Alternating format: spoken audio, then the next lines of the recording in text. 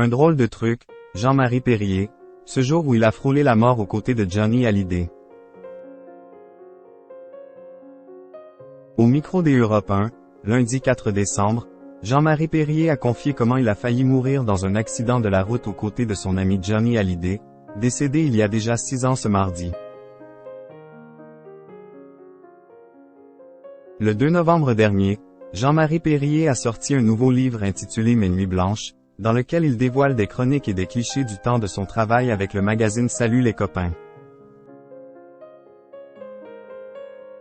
En promotion, le photographe de 83 ans a raconté une anecdote impliquant Johnny Hallyday, décédé il y a déjà 6 ans ce mardi 5 décembre. Invité au micro de Thomas Hill, sur Europe un lundi, l'ex-compagnon de Julie Andrieux a ainsi évoqué cette histoire qu'elle confie par écrit, à savoir que le rocker avait explosé une Ferrari California le matin même où il l'avait reçue.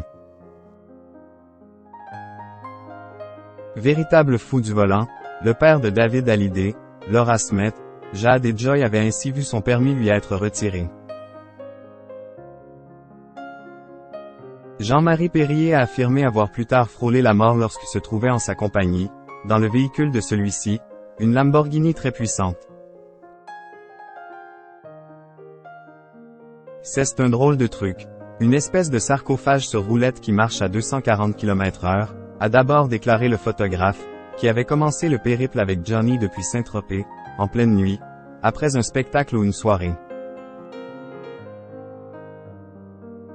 À 2 heures du matin, il me dit, « Maintenant, on va à Tarbes.